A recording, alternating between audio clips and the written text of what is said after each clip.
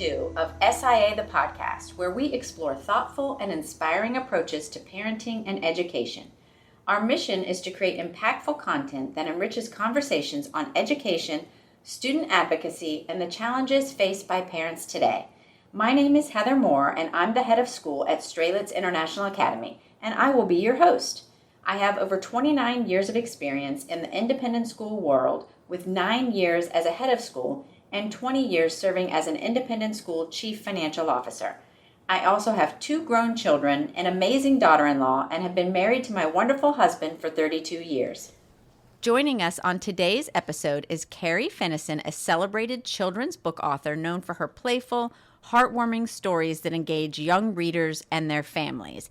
In this episode, we'll talk about her journey as a writer, her creative process, and the magic of storytelling for children. Welcome, Carrie. Thank you. Thanks for having me. We are so happy to have you here with us today. Before we dive into some questions, maybe you just want to share a little bit about yourself. Yes. Well, I have been writing picture books for probably about 10 to 15 years now.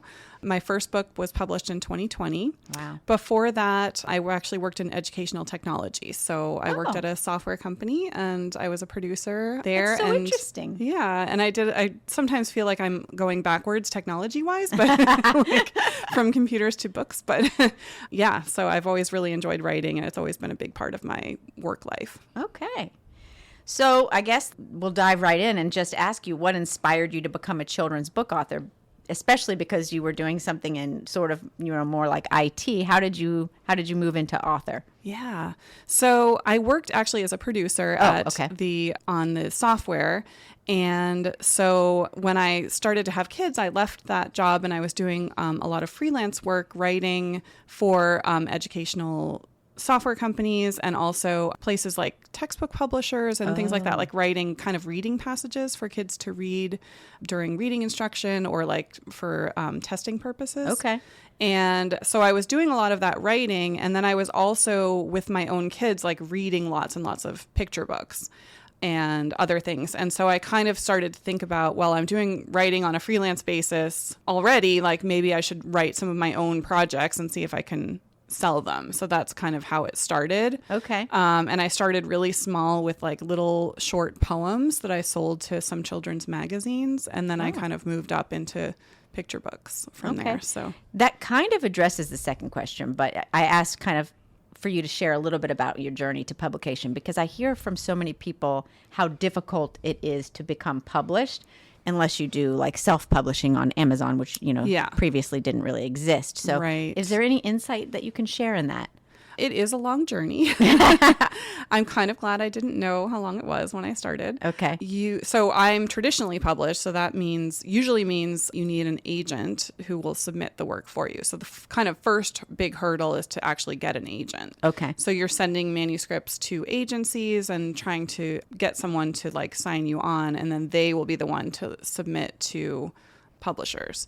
There's some like medium-sized publishers that take submissions directly from authors, but most of the big like New York, Penguin Random House and publishers like that, you really need an agent to submit to them. So that was kind of the first hurdle. So how do you find an agent before we move on from that? Like, how do you get an agent? What do you do? Yeah, that's a good question. So there's some agencies that represent children's writers. Okay. Just that's all they represent. So you can find lists of agents who represent children's authors online and stuff. I also was a member of the Society for Children's Book Writers and Illustrators, which has like yearly conferences that agents will attend, so you can kind of meet some of them. And then also there's like other conferences too that you can attend that agents will come to.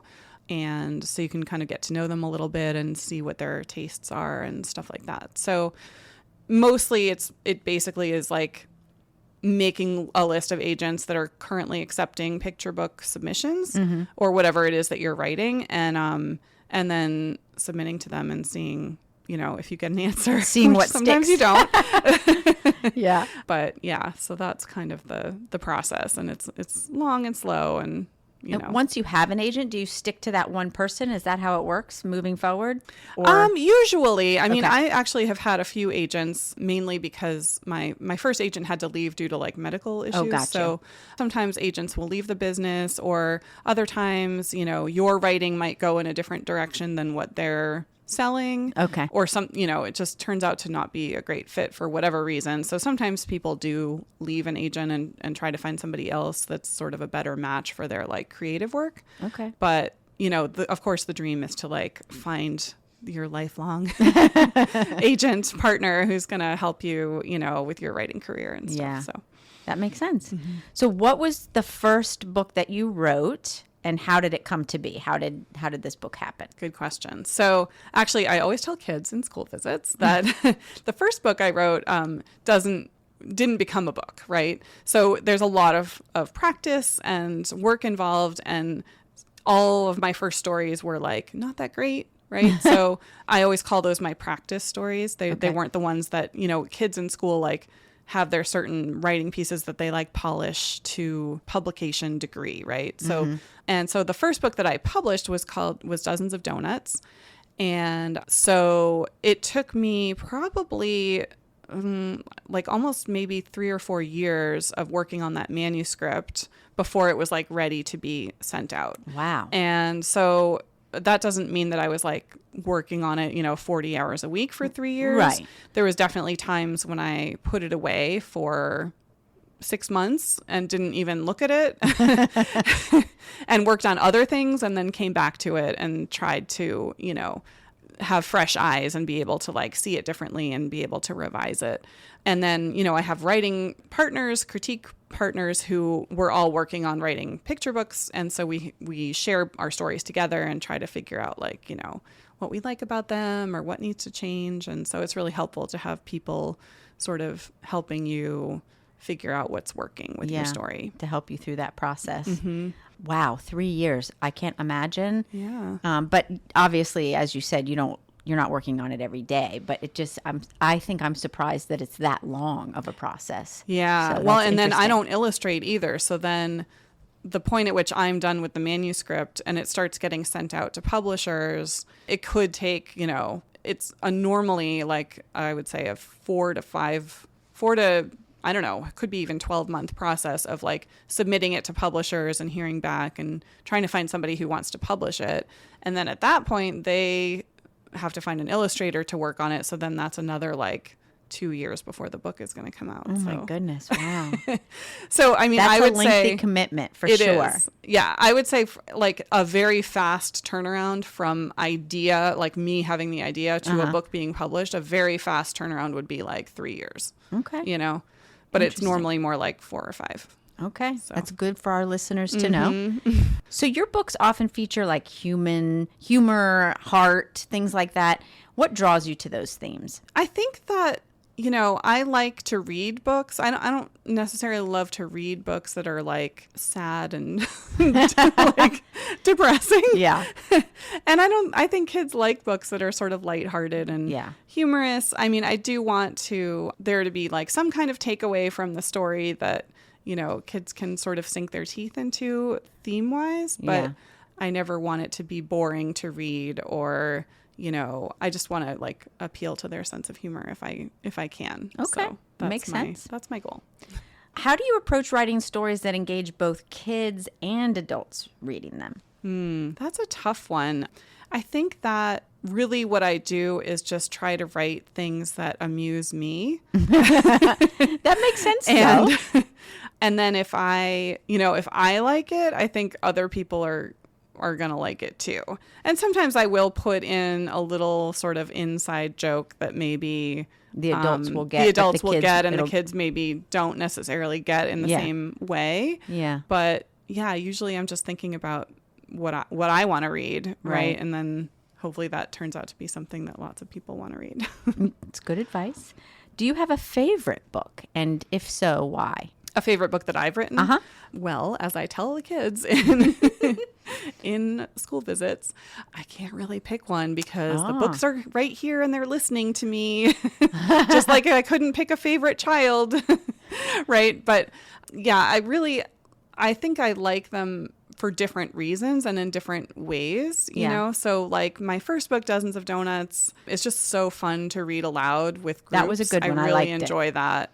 And the illustrations are amazing. And like, it's just a really a fun book, and it was my first book. So like, obviously that has a special place in my heart. And then, my book, Lulu and Zoe, A Sister Story, is about two sisters who like don't get along, and then they kind of find this creative project to work on together. And, I have two sisters, so it reminds me of like just being a sister and like what that's like. So it's sort of, there's a little bit of a personal element in every book. So I guess that's why it's hard to say like one is my favorite, Yeah. They all hold a special meaning. They do. And a special place. Exactly. What kind of messages or feelings do you hope that young readers take away from your books? The main thing I want them to do is just be entertained, So I never want to write a book that's like message forward, because I think kids can smell that a mile away and they don't necessarily want it, you know?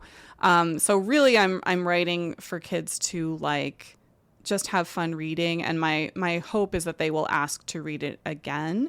The sort of vision that I have is like a child sort of picking a book off their shelf or at the library or something, and like going over to an adult, whether it's their parent or their grandparent or somebody else, a librarian or a teacher, and like wanting to like sit down in their lap and, read the book. And I always loved doing that with my kids. And, I hope that happens for the readers of my books too. That's nice. I think that's. And then I think also like generally the messages I want to put in my books are sort of like just how to get along in the world, how to get along with people. We definitely need that. Yeah, exactly. Like how to get along with people, how to be a good friend, how to share things, and just how we can interact as humans in a friendly way. Yeah, kind-hearted. I love that. In a kind way, yeah. So let's turn a little bit to the process. You've shared a little bit about it with us, the process of like publication and agents and all that. But what does your writing process look like? And do you have like a set routine when you sit down to write? How do you do that? That's a good question. It's a very haphazard process, I would say. Okay. I don't really have a set schedule or routine. What That's usually probably good, happens, actually. That's probably good. But anyway. I mean, Stephen King says you should sit down and write for like, X amount of hours per day. But I tend to, if I have an idea that I'm really interested in, I'll start thinking a lot about it. And then I will get ideas just randomly during the day, and I will write them all down. Or I might email them to myself or something like that. So I'm kind of collecting ideas for a story for quite a while before I actually start writing it. So in my head, and also hopefully written down somewhere, I will have like all just little sort of tidbits that can go into this story, whatever it is. And then finally at some point I'll sit down and like write a draft of it. And I'll write, I'll come back to that usually like every day for maybe a week or two, and revise it as much as I can. And then at that point, I will share it with my critique group. Okay. So we'll, talk about the story, and they'll give me lots of feedback about what they think is working or what's not working. And then I take their feedback and use that to kind of revise and make it better. And then at a certain point when my critique group thinks like this is a really good story, then I'll send it to my agent, and she'll give me her feedback, and then I might revise it again, and then I might share it with some new people just to get like fresh eyes on it. And so that whole process can like iterate over and over for, as long as it takes really, but it could be months. Sometimes I'll have to put something away for a few months just to kind of take a step back from it. Yeah. And then hopefully, the goal is to get it to a point where my agent and I think it's ready to actually go out and be on submission to editors. So during this time, when you're going back and forth between your critique group, your agent, is that when you're really like developing the characters? Mm-hmm. Okay. Yeah. So that's when, things can change a lot. There might be whole characters or scenes in the book that like don't make the cut. Okay. I think the phrase that a lot of writers talk about is kill your darlings. Like, yeah, a lot of them have to die. Oh. But I always save my draft. So I always feel like I can go back to a previous draft and like get that character back if I need it. But usually it's for the best when something has to go by the wayside. yeah, but that's definitely the process of sort of development and stuff like that. And then So how do you decide which words actually make the final cut? Because we're talking about picture books, so there's not enormous amounts of, Right. words in them. So how do you decide which ones actually make it to the end? Yeah. 'Cause I think yours rhyme a lot too. I do write in rhyme a lot, which is more difficult because Yeah. you're sort of limited with the words that you can use. And a lot of times what I think about is what's going to be shown in the illustrations and what do I have to put in the text. And so if something can be shown in the illustrations, then I don't have to put it in the text. Got it. I can Okay. leave it out. Okay. So that can help like cut down a lot on the amount of words that you need to use. And then I use this website called Rhyme Zone, which is like basically a thing that they'll type in a word and it'll tell you like all the words that rhyme with that word. Oh, that's and neat. like the different numbers of syllables and stuff, which is really cool. And then it's also like they have a lot more features than that. So like it's also a thesaurus, and so you can come up with synonyms or antonyms or phrases from famous literature that Okay. word was used in, and like all kinds of things. So it's really, interesting. really helpful. It's called Rhyme Zone. Rhymezone.com. Neat. Yeah, I'm it's gonna have good. to look at that. It's a good tool. I mean, I honestly, when I write in rhyme, I just have that open on the side and I'm like constantly looking up I words. bet. So you just have to be really like flexible about the way that you're trying to express something. Okay. And think about how the text and the illustration can work together to convey the whole meaning. Okay. That's So, interesting. I'm going yeah. to have to check that out. I like that. Rhyme Zone. So from your perspective, what has been your biggest challenge in getting published, just in general? What do you feel is the most challenging piece of that? Yeah, I think that it's easy to get discouraged because it does take so long. And so you have to really love the process itself. You can't be working just toward that end goal, because so many times, That's good advice. right? So many times, whatever you're working on isn't going to get published, right? Yeah, Or yeah. maybe it is going to get published and nobody buys it. Like there's all kinds of like ways that you can experience, not the best outcome. Yeah. Right. So honestly, when I publish a book, I'm really excited. It's always fun, but I'm actually more excited about what I'm working on right now. Right. Okay. The book that gets published, that I did that 2 years ago, 3 years ago. Yeah. Right. Yeah. That's my old stuff. And so what I'm excited about is the thing that I'm working on right now. Okay. And I think that really helps me to not get discouraged in the process, because it does take so long and it's so slow. That's a really good perspective to share Yeah. with people, actually. I like that. Yeah. How do you think the children's book industry has changed since you started writing? That's a good question. So I probably started I think I took my first picture book class in 2009 or 2010. Oh, so so you it has took a been class. quite, Okay. I did. I took quite a few classes. Okay. So it has been a while. I would say that the picture books that get published nowadays are shorter, word count wise. What's the typical word count? I mean, they say like 500 or less. Okay. Some of my books are longer than that, but definitely not more than like 1,000 words, or even 800 words would be a really pretty long for a picture book these Okay. days.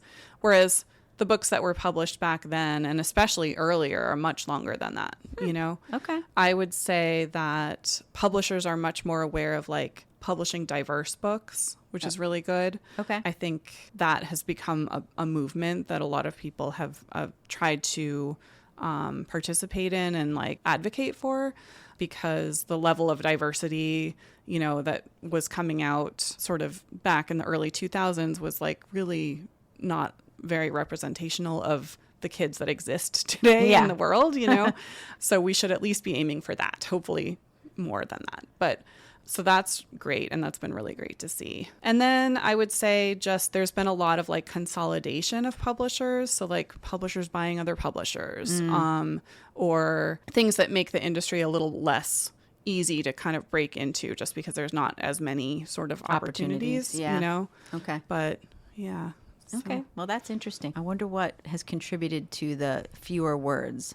That's a whole nother topic, probably. Yeah, I think part of it is that there's a lot more now of these sort of like really early chapter books, these sort of lower level books that kids from, I would say, like once they start reading, like first grade, like mid kindergarten to like middle of second grade, there's these like really fun, short, heavily illustrated, but not picture books. Yeah. Books that they're reading now. And those things I don't think existed, at least not in the same degree that they do now. Okay. So interesting. Yeah. If you had one piece of advice for someone who would like to try to write children's picture books, what would it be?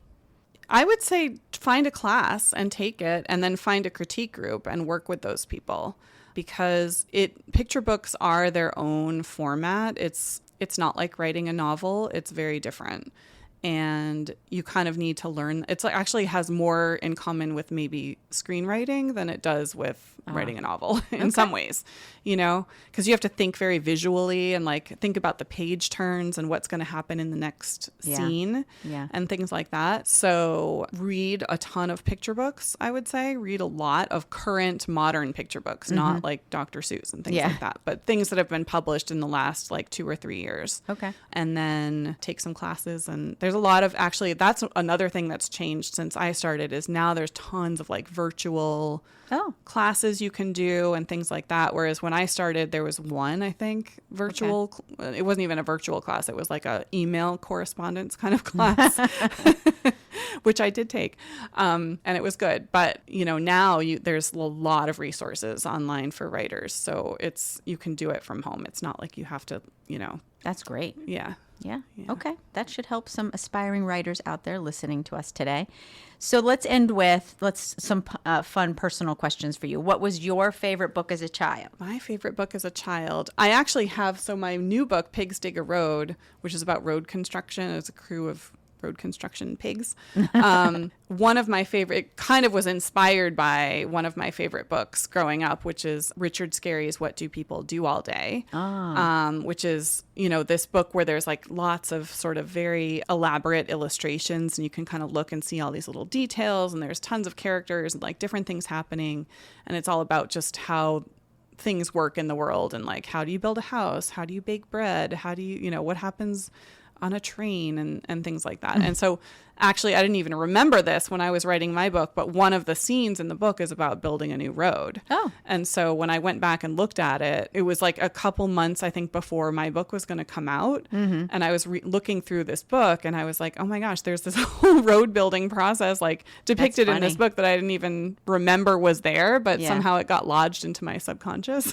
Okay. So that's cool. I love that. Yeah. If you could collaborate with any illustrator, past or present, who would that be? Oh, there's so many good illustrators. It's hard to say. I really love an illustrator called Oge Mora, and she illustrated, it's called Thank You Omu, which is a book about a woman who's like making stew in her apartment, and it's kind of like a almost like a stone soup story, right? Like everybody comes in, everybody comes and adds something to the stew, and it's really a great story. And she's just a great illustrator. I love her. Okay, I'll have to look her up. So yeah, she's really good. What's one fun fact about you that readers might not know? Well, I've always lived in Massachusetts. Okay. And but for 3 years, I lived in Los Angeles. And during those 3 years, there was a massive earthquake, which I never, expected to happen. And it happened. So. Wow. And that's probably something you'd never experienced until that time. No, time. Absolutely not. No. We actually had one in Virginia. I can't remember what year it was. And we had never had one here. And I was actually here at school when it happened. And I remembered feeling like, the floor is moving under my feet, but how is that possible? Yeah. And then, of course, everyone was like, is the floor moving? Yeah. And once you realize that everyone is also having those thoughts, you're like, okay, something's really happening here. Yeah. But yes, that was a huge surprise to us because I don't think we've ever had, or not one that we've ever noticed or felt anyway. So we had one in Massachusetts recently, which I didn't feel, but apparently everybody else did. And I think it mostly just felt like a truck went by most people's houses, and like they were, heard this loud boom sound, but that was pretty much it. It's sort of uneventful earthquake. Yeah, I don't remember there being any sounds. I just remember things moving around you that you don't normally anticipate moving, and that was just such an odd feeling. Yes. Very, very strange. Yes. All right, Carrie. Well, thank you so much for coming today, for meeting with our students. It was wonderful to meet with you. You actually had the opportunity to meet with our preschoolers all the way to our fifth graders, and they loved having you here. It was great to be here. So many questions from the kids that you could just feel their enthusiasm by seeing all of those questions. So we really appreciate you coming out and spending time with our students here at SIA. Thank you so much for having me. All right. So to our listeners, thank you for joining us today. Please give us feedback on our podcast. If you found value in today's episode, please like, share, and follow us. You can also visit our website at straylitzinternationalacademy.org for more information about today's episode and Carrie's books. And please remember, it takes a whole community to build a strong foundation for our children to grow and develop. On behalf of SIA, thank you for joining us today, and thank you for your partnership.